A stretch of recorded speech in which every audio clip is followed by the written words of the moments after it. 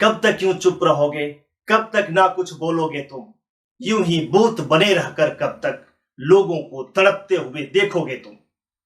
कब तक लहू उबलेगा तुम्हारा, कब तक अपना मौन तोड़ोगे तुम?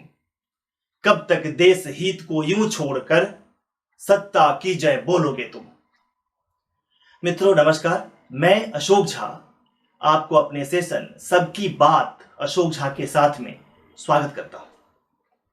दोस्तों, लोकतंत्र में जनता अपने प्रतिनिधियों और सरकारों को अपने वोट से क्यों चुनती है?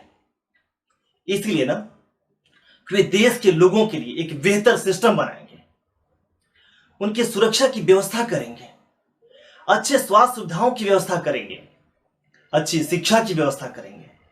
मतलब कुल मिलाकर देशवासियों के बेहतर जिंदगी जीने हेतु एक बेहतर अवसर प्रदान करेंगे।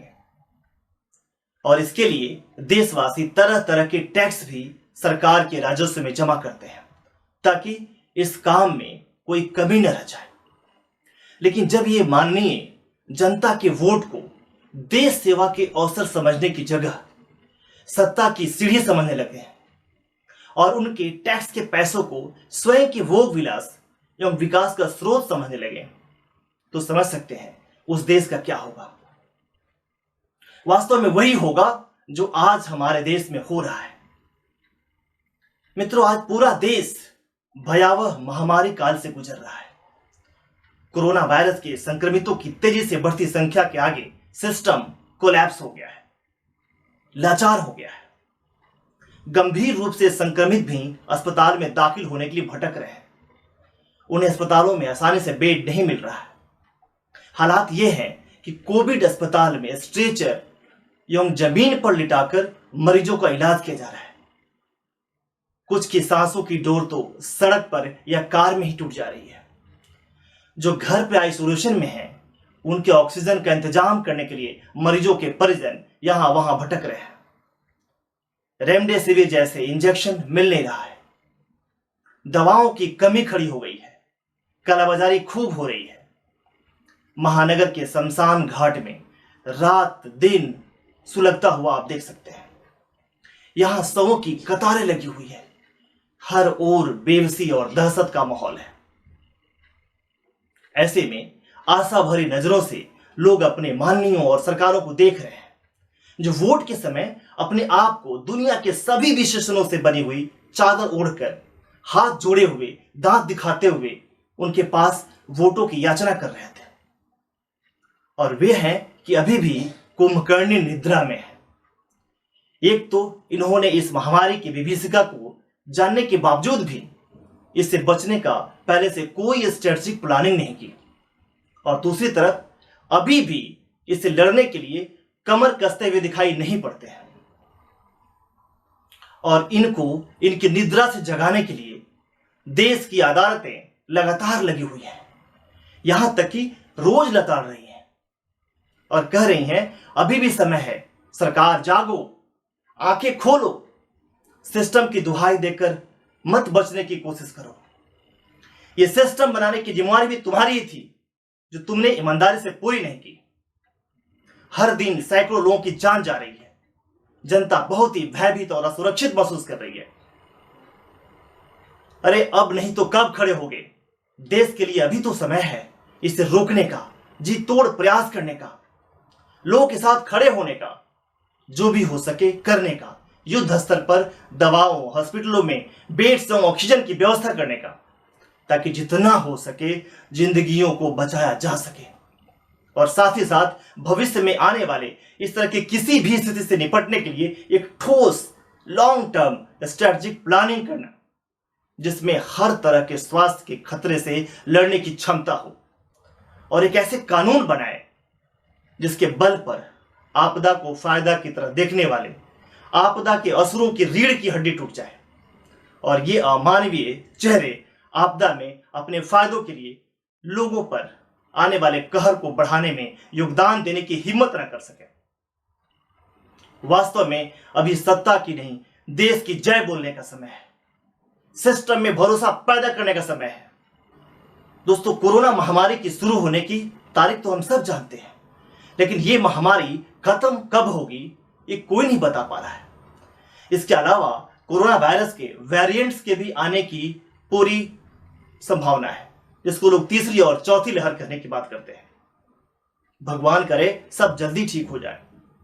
पर यह स्थिति इतना तो अवश्य बताती है कि देश को ऐसी परिस्थितियों या महामारियों से बचने के लिए जिस स्वास्थ्य सेवा प्रणाली की देश को जरूरत थी, उसका अब तक के सभी राज्य और केंद्र सरकारों ने हमेशा से अनदेखी की है। आज अब जरूरत है कि देश को अपनी प्राथमिकता बदलनी होगी। स्वास्थ्य प्रणाली को देश के रक्षा तंत्र जैसा बनानी होगी। वास्तव में ये महामारी कोरोना हमारे लिए एक वेकअप कॉल की तरह है। हमें इसे वेकअप कॉल की तरह मानना चाहिए। मेरा तो मानना है कि इससे अब राष्ट्र की सुरक्षा का एक महत्वपूर्ण और गंभीर मामला की तरह देखा जाना चाहिए, क्योंकि भारत में पिछले 14 महीनों में इस अदृश्य दुश्मन ने लगभग 2.25 लाख से अधिक लोगों को मार डाला है और दुनिया की 5वीं सबसे बड़ी अर्थव्यवस्था को बेबस कर दिया है। अब देखिए ना, भारत का पाकिस्तान और चीन के साथ अगर बात करें तो कितने युद्ध हुए थे? 4 बड़े युद्ध ना। वास्तविकता यह है कि अब तक हुए यदि छोटे बड़े सभी युद्धों को और दशकों से भारत पर हो रहे सभी घातक जो चरमपंथी हमले हैं उसको भी मिला लिया जाए तो भी इतने लोग नहीं मारे गए या अर्थव्यवस्था की इतनी क्षति नहीं पहुंचा था जितना इस अदृश्य दुश्मन से पहुंच रहा है। और गंभीर बात तो यह है कि यह सब कुछ अभी थमा नहीं है। हमारा पूरा स्वास्थ्य इंफ्रास्ट्रक्चर चरमरा गया है।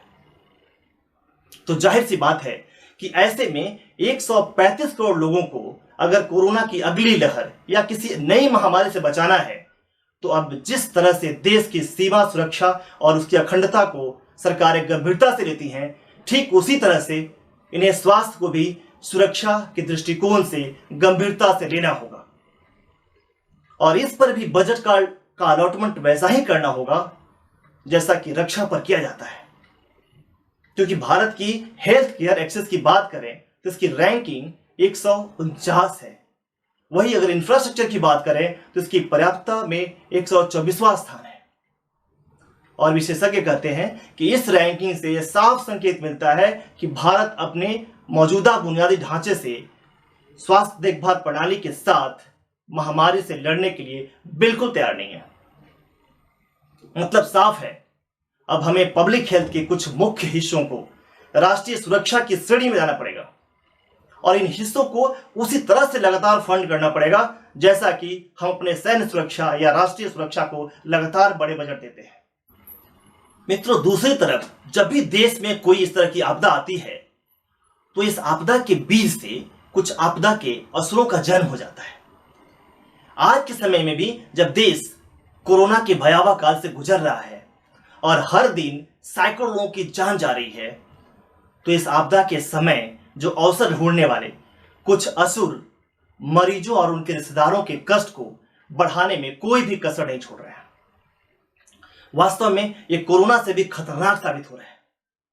ये चाहे दवा कालाबाजारी करने वाले लोग हों, नकली दवा इंजेक्शन या अन्य मेडिकल उपकरण बनाने वाली कंपनियां हों, या फिर लोगों के लाश पर मुनाफा कमाने वाले हॉस्पिटल के नाम पर बेईमानों की फौजी क्यों ना हो। आज बाजार में कोरोना को हराने वाली दवाएं और अन्य सामानों की बाढ़ आ गई है। हर दिन खबर आ रही है कि रेमडेसिविर की सुइयां या अन्य नकली दवाइयां और उनके कारखाने पकड़े जा रहे हैं। नकली दवाइयां बनाकर ये लोगों से मोटी रकम वसूलते हैं, लेकिन ये नहीं सोचते हैं कि इससे मरीजों की जान भी जा सकती है। पिछले साल देश के कई हिस्सों से बड़ी तादाद में नकली मास्क और सैनिटाइजर पकड़े जाने की खबरें आई थी। सरकार ने इस तरह की बढ़ती प्रवृत्ति को देखते हुए इन्हें अनिवार्य वस्तु कानून के तहत डाल दिया था ताकि अपराधियों को कड़ी सजा मिले, लेकिन यह खेल है कि अभी भी रुक नहीं रहा। जाने माने आर्थिक पत्रिका फोर्ब्स की बात करें तो उसके अनुसार भारत में इस समय $5.5 अरब के नकली सामानों, खास करके कोरोना से संबंधित सामानों और दवाइयों का बाजार फल फूल रहा है। पिछले साल सीबीआई ने भी एक नोटिस जारी करके सभी राज्यों को आगाह किया था कि कि इस तरह की कारोबार तेजी से बढ़ रहा है, जिस पर रोक लगाने की जरूरत है, पर कुछ खास असर होता हुआ दिखाई नहीं पड़ रहा है। और इसका खामियाजा उन मरीजों और उनके परिजनों को भुगतना पड़ रहा है जो पहले से ही बदहवास है। वास्तव में हमारा देश जो प्राचीन काल से अपने उच्च संस्कारों और मूल्यों के लिए जाना जाता रहा है, वहां ये कितना अमानवीय है कि लोग जहां अपनी जान से हाथ धो रहे हैं, दूसरी ओर चंद लोग ऐसे कमाने के लिए मासूमों की बलि दे रहे हैं। सरकार को चाहिए कि इन पर देशद्रोह का मुकदमा चलाया जाए, क्योंकि असली देशद्रोह यही है। और साथ ही साथ इनको साथ देने वाले, इनकी ढिलाई करने वाले, इस पे उन अधिकारियों को भी इसी दर्जे में रखा जाए। दोस्तों, आज भारत नकली दवाओं का दुनिया का तीसरा बड़ा बाजार है। एक रिपोर्ट के मुताबिक ऑनलाइन खरीदी जाने वाली दवाइयों में 30%, जी हां 30% नकली आती है। हर साल 10 लाख लोग इनके सेवन से मौत के मुंह में चले आते हैं और उनके परिवार वालों को पता भी नहीं चलता है।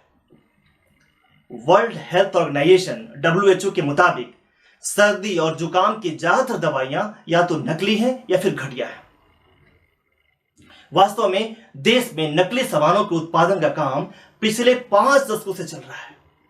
इनकी जड़ें इतनी गहरी हैं कि इन जड़ से समाप्त करने की बहुत जरूरत है कि सरकार इसके लिए कृत संकल्पित हो। इसी तरह आजकल कुछ बेईमान हॉस्पिटल में बेड को फुल दिखाते हैं और अधिक पैसा देने वाले को उन बेडों का सौदा करते हैं। यही नहीं, फर्जी मरीज और मृत मरीजों के नाम पर लिए गए 500,000 रुपए की दवाइयों को एजेंटों के माध्यम से 50,000 या लाख रुपए में बेचते हैं। आपने देखा होगा, हाल ही में नोएडा और गाजियाबाद में कई अस्पतालों में वाउचर निरीक्षण किया गया तो 200 से अधिक बेड खाली मिले थे, जो रिक्त थे या फिर फर्जी नाम से बुक किए गए थे। ऐसे हॉस्पिटल एक ही शहर में नहीं है, हर शहर में उपलब्ध होंगे। इन सब पर सरकारों को सख्त रवैया अपनाने की जरूरत है। इन सब पर कड़ी कार्रवाई होनी चाहिए, उनका लाइसेंस कैंसिल होना चाहिए, वैसे डॉक्टर्स की डिग्री कैंसिल होनी चाहिए। सरकार को मौका है कि हर जगह वाउचर निरीक्षण करें ताकि इन आपदा के असरों पर लगाम लगाया जा सके। मित्रों, कुल मिलाकर सरकार यदि देश और राज्य में है तो उसे जागना होगा, अपनी मौजूदगी का एहसास कराना होगा ताकि जनता का सिस्टम पर भरोसा बना रहे। नहीं तो एक बार यह भरोसा पूरी तरह से टूट गया तो लोकतंत्र का पूरा ताना बाना खतरे में आ जाएगा। और अंत में मैं अपने देशवासियों से यह भी कहना चाहूंगा कि होना यह चाहिए कि आप वो नेता जो छोटी अवधि के लिए सोचते हैं, छोटी सोच रखते हैं, शॉर्ट टर्म फायदे की बात करके वोट मांगते हैं, जिनके पास भविष्य के लिए नीति नहीं है, जो केवल सत्ता की परवाह करते हैं, उन्हें अवश्य पहचाना जाना चाहिए और उन्हें अवश्य वोट नहीं दिया जाना चाहिए। तो दोस्तों, आज इसी उम्मीद के साथ विदा लेता हूं कि हमारे द्वारा चुनी गई सरकारें हमारे भरोसा को कायम रखेंगी और हमारा देश इस महामारी से जल्दी ही बाहर निकल के आएगा। बाहर ही नहीं निकलेगा बल्कि भविष्य में आने वाले इस तरह की किसी भी चुनौतियों के लिए पूरी तरह से तैयार दिखाई पड़ेगा। मिलते हैं अगले सेशन में, तब तक के लिए आप सबको नमस्कार। आप स्वस्थ रहें, अपना ध्यान रखें।